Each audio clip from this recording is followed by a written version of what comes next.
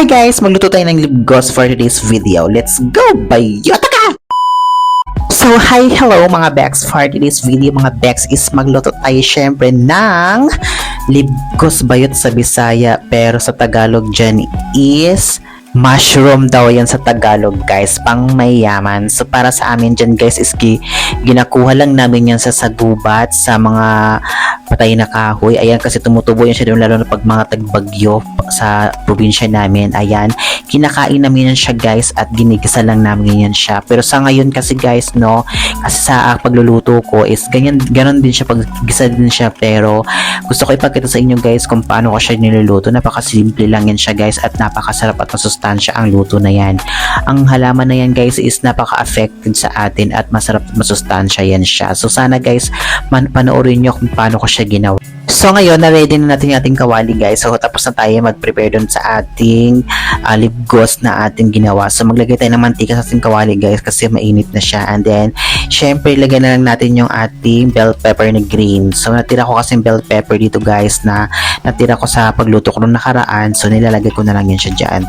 At hindi na ako maglagay guys ng sibuyas at bawang kasi okay sa akin yung bell pepper na yan. So syempre ilalagay na natin yung ating mushroom bayota ka. So ayan nga guys, no, halo-haluin ulit natin siya. And then after nyan guys is medyo magtutubig lang yan siya guys at lalagyan din natin siya ng pamintang durog. So ayan guys, ilagay natin siya ng paminta at syempre lalagyan din natin siya ng kaunting tubig guys para magluto talaga yan siya ng bonggang-bongga. So kailangan lang talaga yan siya guys lutong-luto at huwag yung hayaan na hindi siya luto.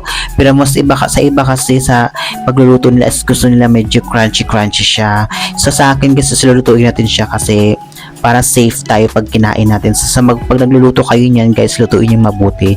At syempre lalagay din natin yung ating mushroom dyan guys ha. So ayan, pagkalagay ng ating mushroom guys is syempre tatakpan natin siya guys ng mga 10 minutes to 5 minutes. So maluluto na yan siya. And then syempre maglagay din ako ng pampalasa guys, yung ating oyster sauce. Ayan, para kahit papaano guys is magkaroon talaga siya ng lasa. Actually kahit asin lang yan siya guys, masarap na yan siya at malasa na yan siya. Pero kung gusto nyo guys nang lagyan ng oyster is optional lang naman yan kung gusto nyo lagyan. So ayan, sa akin nilagyan ko siya guys at tatakpan natin siya. Then after mga 5 minutes luto na yan siya guys. At ayan, nilagyan ko siya ng konting asin para plakado ang lasa. So eto na nga guys no, ang ating perfect na preparation. Ayan, isasali na natin yun sa ating plato guys. And then after nyan is kakain na tayo bayot. So ayan guys no, ayan na. So, ito na yung ating preparation by Jotaka. So, ay kakain na tayo guys. And then, sana mag-enjoy kayo sa panonood ng aking pagkain guys. And then, kung gusto nyo magluto ng ganyan guys, bumili lang kayo sa Pure Gold. Meron yan sa Pure Gold. Medyo kamahalan nga lang. Pero gusto ko talaga siyang itry kasi matagal na akong hindi nakakain ng ganitong pagkain. So, guys, sana nag-enjoy kayo. At sana wag nyo kalimutan i-follow, i-subscribe nyo ang aking Facebook page at ang ating YouTube channel. At sana wag nyo skip ang video guys kasi doon tayo kumikita sa ating pagko-content bayot.